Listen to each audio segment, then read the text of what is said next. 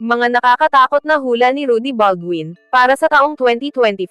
Pero bago tayo magpatuloy ay i-like mo na ang ating video, mag-subscribe, pindutin mo na rin syempre yung notification bell, at piliin mo yung all, para palagi ka updated, sa ating mga latest videos. Si Rudy Baldwin, ay isang kontrobersyal na personalidad, na nakilala online, dahil sa kanyang mga cryptic post, sa mga social media. Ang kanyang mga post sa social media, ay naglalahad ng mga vision o prediksyon, sa mga di umano ay pangyayaring magaganap, sa hinaharap. Maraming mga tao ang naniniwala, sa kanyang mga hula, ngunit may mga tao din, na kumukwestiyon sa credibility, ng naturang mga post. Lalong sumikat ang kanyang pangalan, matapos itampok ang kanyang mga hula, sa mga palabas na KMJS, at Rated K. Ang kanyang talambuhay ay isinadula sa telebisyon, sa palabas na magpakailanman. Si Rudy Baldwin ay naglabas, ng mga panibagong vision, patungkol sa mga posibleng mangyari, sa taong 2025.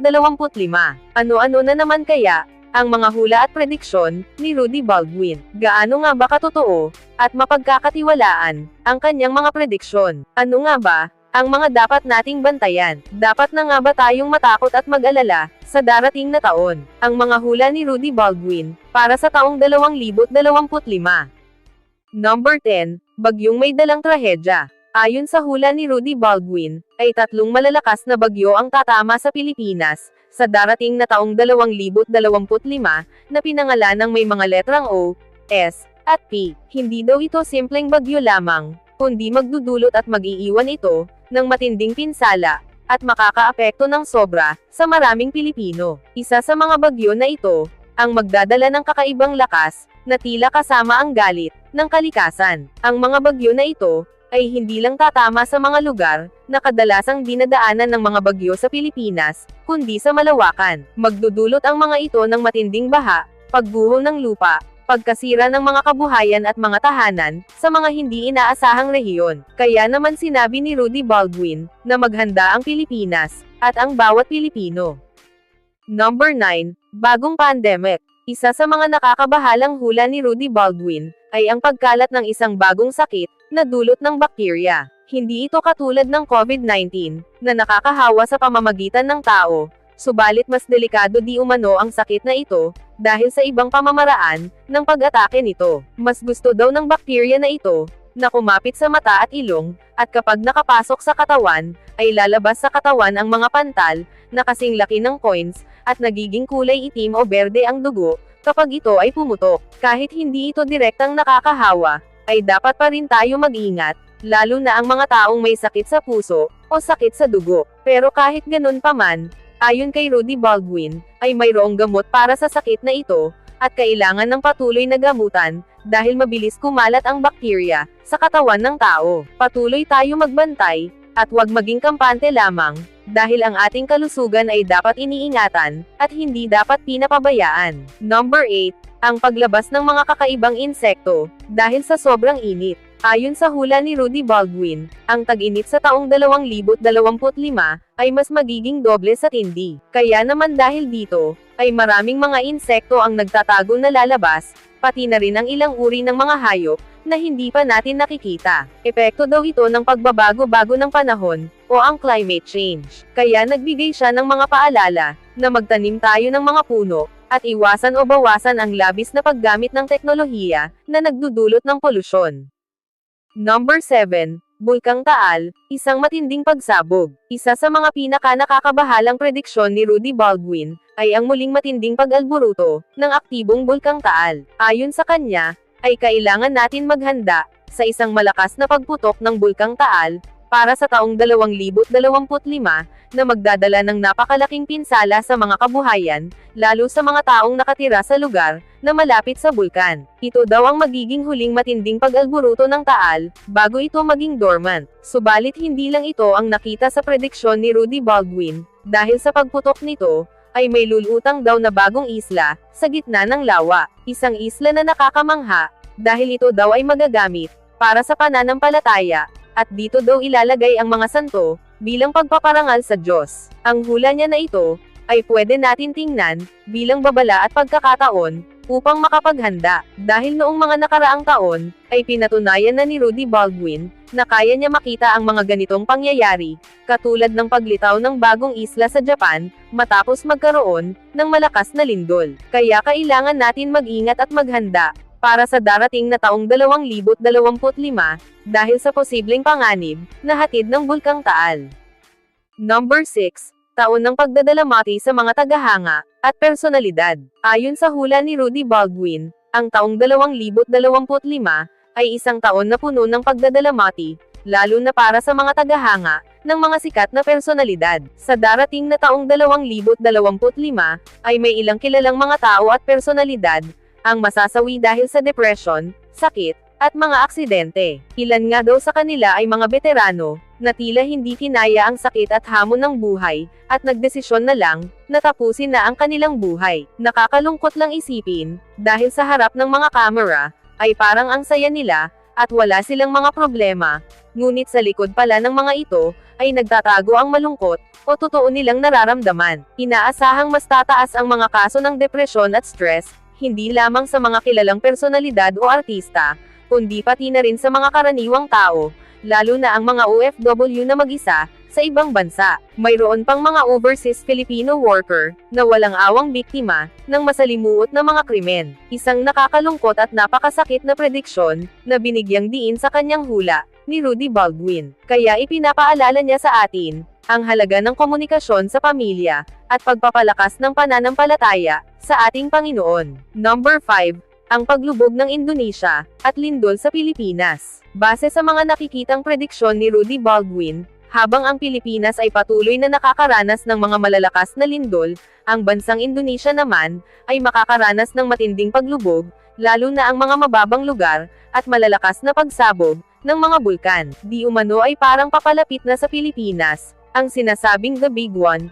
kaya naman payo ni Rudy Baldwin, na maging alerto tayo sa anumang oras, at palaging maging handa. Number 4. Himala at kababalaghan, sa kalangitan. Ayon sa mga nakikitang prediksyon ni Rudy Baldwin, ay maraming mangyayaring misteryo at kakaiba sa kalangitan, sa darating, na taong 2025. Ayon sa kanyang nararamdaman, ay hindi ito mga simpleng ulap, at araw lamang. Masasaksihan daw natin ang araw, na halos humahalik na sa lupa, na magdadala ng matinding init. Sinabi pa niya na magiging kulay apoy ang buong kalangitan, na parang nagbibigay babala, ng isang matinding aksidenteng mangyayari, na tatatak hindi lamang sa Pilipinas, bagkus sa buong mundo. Ayon sa kanyang mga nakikita, ay 3 aksidente sa himpapawid, ang mangyayari sa taong 2025, kung saan may kasama di umano na kilalang personalidad, ang malalagay ang buhay, sa panganib. Ang ganitong mga prediksyon, ay isang paalala sa atin na mag-ingat, dahil kapag nag-iba ang kulay ng kalangitan, posible na itong palatandaan, na may aksidenteng mangyayari. Number 3. Aso ang Bayani, ang tagapagligtas ng 2025. Ayon sa hula ni Rudy Baldwin, ay sa kasagsagan ng isang napakalakas na bagyo, ay may isang aso, ang naging bayani ng taon. Ayon sa prediksyon, ang aso na ito ay tumalon mula sa bangka, upang iligtas, ang mag-inang nalulunod. Sa kabila man ng kakulangan ng lakas, ay nagawa pa rin ng aso, na magligtas ng buhay. Magsilbing inspirasyon daw ito sa atin, na minsan kahit ang mga hayop, ay nagiging instrumento ng Diyos, para sa kabutihan. Sa taong 2025, ang mga hayop di umano ay magpapamalas ng kakaibang talino, at kabayanihan sa mundo. Number 2. Pagtaas ng crime rate, sa Pilipinas. Isa pa sa mga nakakabahalang prediksyon ni Rudy Baldwin, ay ang pagtaas ng kaso ng mga krimen, lalo na ang kagagawan ng mga traidor, sakim, at mga gahaman sa kapangyarihan. Nagkalat ang mga mapanlinlang at mapang-abuso, ang magpapakita ng tunay na kulay, sa taong 2025. Sinabi pa niya na wag basta magpautang, sa taong 2025, dahil hindi babayaran ang utang, at mag-ingat sa mga tao, na manggagamit. Sa iba't ibang bahagi ng mundo, ay may kanya-kanyang pagsubok ang darating, at mararanasan nila. Ang paglubog at pagguho sa bansang Indonesia, apoy ang kakaharapin ng bansang China, at walang tigil na mga lindol, sa Pilipinas. Parang ipinapaalala sa atin, na palaging may banta ang kalikasan, sa bawat sulok ng mundo. Number 1. Pagtaas ng pananampalataya, at pagkakaisa. Ayon sa prediksyon ni Rudy Baldwin, sa gitna ng mga negatibong hula, ay mayroong isang sinag ng pag-asa. Ang taong 2025 ay taon ng pananampalataya at pananalig sa Diyos. Maraming tao ang magbabalik loob sa ating Panginoon, mananalangin, maghahanap ng kaligtasan, at mga gabay. Sa taong 2025 din, ay maraming tao ang magbabalik sa simbahan, magbibigay ng panalangin, at muling tatanggapin ang pananampalataya sa Panginoon, bilang gabay, sa kanilang mga buhay. Para kay Rudy Baldwin, ito ang pinakamahalagang mensahe sa lahat, na sa kabila ng lahat ng mga pagsubok at hirap, ay hindi tayo dapat sumuko, at mawalan ng pag-asa, at pananalig sa Diyos. Maraming misteryo at himala ang mangyayari sa kalangitan, na magtutulak sa mga tao, na magbalik loob at muling magtiwala, sa kapangyarihan ng Diyos. Ayon sa kanyang prediksyon, ito ang panahon kung kailan ang dasal, at pananampalataya ang magiging sandigan ng marami, sa harap ng mga darating na hamon, sa ating buhay, at kapaligiran. Bago tayo magtapos ay i-like mo na ang ating video, mag-subscribe, pindutin mo na rin syempre yung notification bell, at piliin mo yung all, para palagi ka updated, sa ating mga latest videos. Ang mga hula at prediksyon ni Rudy Baldwin, ay mga babala at paalala sa atin, na karaniwang malawak at maaaring maganap, sa natural na takbo ng panahon, katulad ng mga bagyo, lindol, at mga aksidente. Ito ay mga pangyayaring hindi naman talaga nakakagulat, dahil likas na sa ating mundo, ang ganitong mga sakuna. Pero ganun pa man, ang pagpapakalat ng ganitong mga impormasyon, ay posibleng magdulot ng takot at pag-aalala, sa halip, na produktibong paghahanda. Kaya importante rin tingnan, kung paano natin ginagamit at iniintindi, ang ganitong mga prediksyon, bilang gabay ba ito upang maghanda, o nagiging sanhi lamang, ng labis na pangamba. Kaysa mag-focus sa negatibong aspeto ng mga prediksyon, ay pwede natin itong gawing inspirasyon, upang mas paigtingin ang ating kahandaan, malasakit, at pananampalataya, sa ating mahal na Panginoon. Ang mga hula at prediksyon, ay isang paalala na hindi natin hawak, at kontrolado ang lahat ng bagay, ngunit mayroon tayong kakayahang magplano at maghanda, para sa anumang darating, na mga pagsubok. Nasa ating mga palad pa rin ang kapalaran, na gawing mas makabuluhan ang bawat araw at sandali, sa kabila ng mga hamon, sa hinaharap. Ayon kay Rudy Baldwin, ang taong 2025, ay taon ng mga pagsubok, ngunit maaari rin itong maging taon ng pag-asa, kung tayo ay magtutulungan, magdadasal, at magiging handa. Ikaw, ano ang masasabi mo, sa mga hula at prediksyon na ito, ni Rudy Baldwin? Magkatotoo kaya ang mga ito, sa taong 2025? Comment mo sa baba ng ating video, yung sagot o masasabi mo, para malaman din namin. See you on our next videos.